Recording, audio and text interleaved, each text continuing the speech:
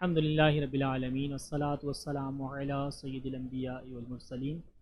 اما بعد فاعوذ باللہ من الشیطان الرجیم بسم اللہ الرحمن الرحیم الصلاة والسلام علیک یا رسول اللہ وعلی آلک وصحابک یا حبیب اللہ الصلاة والسلام علیک یا رحمتا للعالمین وعلی آلک وصحابک یا خاتم النبیین۔ حمد و صلاۃ کے بعد حضور نبی کریم صلی اللہ تعالیٰ علیہ وسلم پر درود پاک پڑھنے کے حوالے سے حدیث مبارکہ پیش خدمت ہے۔ حضور نبی کریم صلی اللہ تعالیٰ علیہ وسلم نے فرمایا، جو مجھ پر ایک بار درود پاک پڑھتا ہے اللہ تبارک تعالیٰ اس پر 10 رحمتیں نازل فرماتا ہے۔ آئیے اصول برکت کے لیے ایک مرتبہ درود پاک پڑھ لیتے ہیں۔ صلو علی الحبیب بقلبک یطیب صلی اللہ تعالی علی محمد صلاۃ و سلام علیک یا سیدی یا رسول اللہ۔ علماء کرام، سادت عظام اور شان اسلام چینل کے ناظرین، آج مثالی گورنر کے حوالے سے انشاءاللہ بات کریں گے۔ حضرت فاروق اعظم رضی اللہ تعالیٰ عنہ کے دور خلافت میں صحابی رسول حضرت سیدنا سعید بن عامر رضی اللہ تعالیٰ عنہ، یہ صحابی رسول ہیں اور فاروق اعظم رضی اللہ تعالیٰ عنہ کے دور خلافت میں گورنر بھی رہے ہیں حمص شہر کے۔ اور یہ حمص شہر جو ہے، وہاں کے جو باشندے تھے، جو رہنے والے تھے، ان کی عادات تھی کہ وہ عاملوں اور گورنروں کی بڑی شکایتیں کیا کرتے تھے۔ کچھ شکایتیں بے جا ہوتی، کچھ شکایتیں درست ہوتی، اور کچھ شکایتیں ان کا وہم ہوتا۔ اسی طریقے سے ان کا معمول تھا، اور انہی شکایتوں، کثرت شکایت کی وجہ سے اہل حمص کو یا شہر حمص کو جو ہے وہ کوفہ صغریٰ بھی کہا جاتا ہے۔ جی ہاں، جس طرح کوفے کے اندر امیر سے، عامل سے، گورنر سے ناخوش ہونے کی ان کی عادت تھی، اسی طریقے سے حمص کے باشندوں کو بھی یہ عادت تھی۔ تو ان کی عادت کی بنا پر حمص شہر کے رہنے والوں کو یا شہر حمص کو جو ہے وہ کوفہ صغریٰ بھی کہا جاتا ہے۔ جب فاروق اعظم رضی اللہ تعالیٰ عنہ نے سیدنا سعید بن عامر رضی اللہ تعالیٰ عنہ کو گورنر بنا کر بھیجا اور آپ نے وہاں پر اپنا وقت صرف کیا، حمص شہر کے اندر آپ نے اپنا وقت جو ہے گزارا، تو وہاں کے لوگوں کو آپ سے 4 شکایتیں ہوئیں۔ فاروق اعظم رضی اللہ تعالیٰ عنہ کا معمول رہا ہے کہ جب آپ کسی کو گورنر بھیجتے یا مقرر فرماتے تو اس کے بعد وہاں کے باشندوں سے، وہاں کے لوگوں سے اس کی پوچھ تاچھ کرتے کہ تم نے اپنے امیر کو کیسا پایا، تم نے اپنے حاکم کو کیسا پایا۔ جب آپ کو سعید بن عامر رضی اللہ تعالی عنہ کی شکایتیں موصول ہوئی تو آپ حمص شہر پہنچے اور آپ نے جامع مسجد کے اندر اپنی عدالت قائم کی اور سعید بن عامر رضی اللہ تعالی عنہ کو بھی مدعو کیا، بلایا،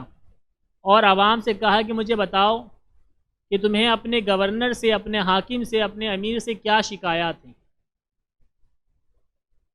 تو اہل حمص کے باشندوں نے جو ہے وہ کہا کہ ہمیں ان سے 4 شکایات ہیں۔ پہلی شکایت تو یہ ہے کہ یہ ہمارے پاس دن چڑھے بہت دیر سے تشریف لاتے ہیں۔ جب دن طلوع ہو جاتا ہے، دن نکل جاتا ہے،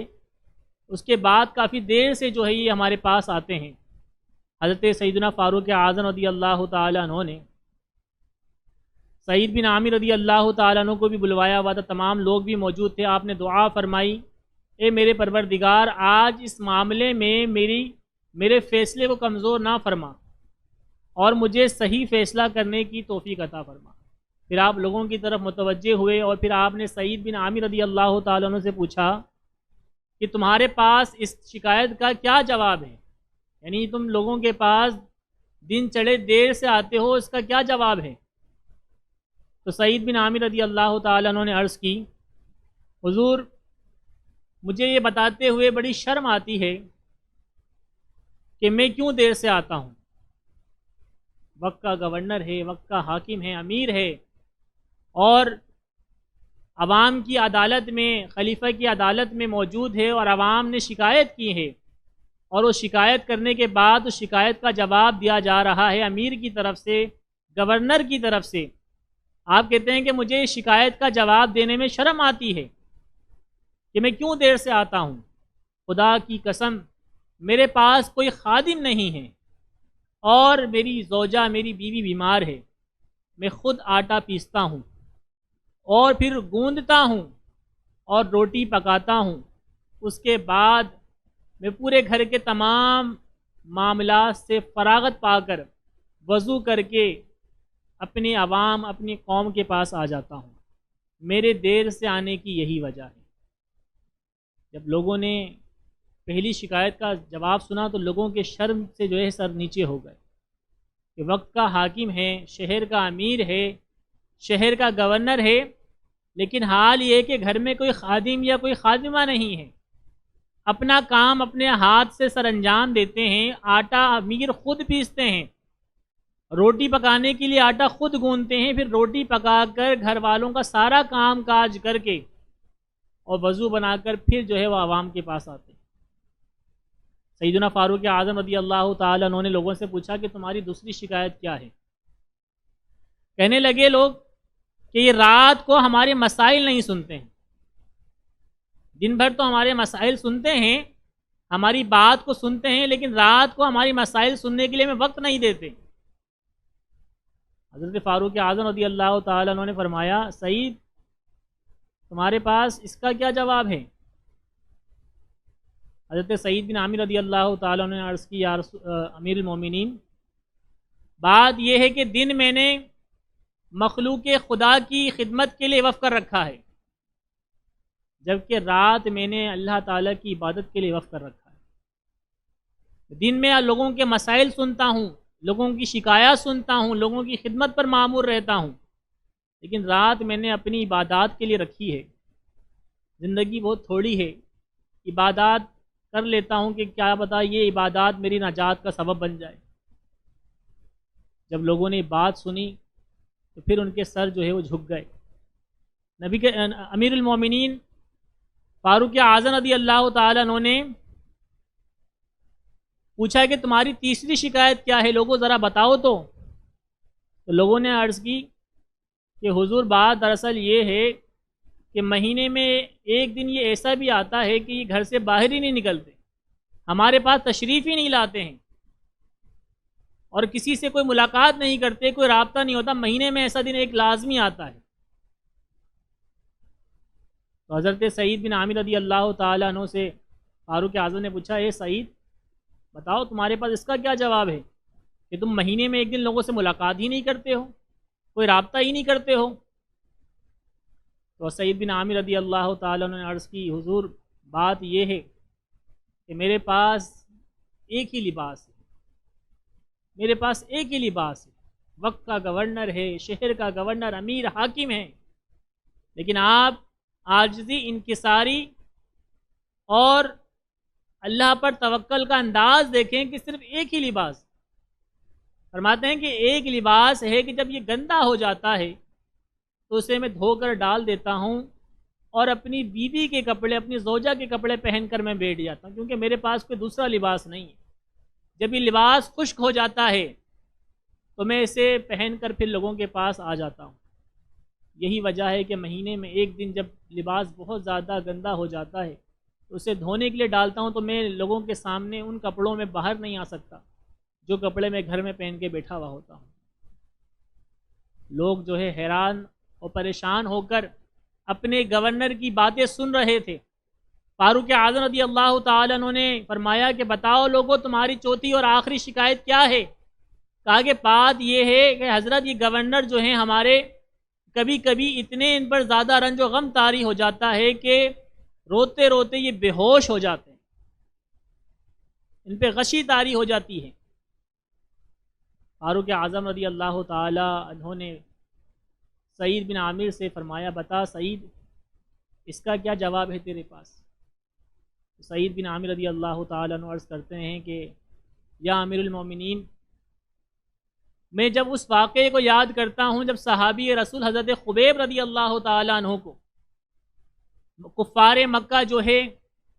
تیروں سے چھنی کر کر کے ان کے ناک، ان کے آنکھ اور ان کے کان کو زخمی کرنے کے بعد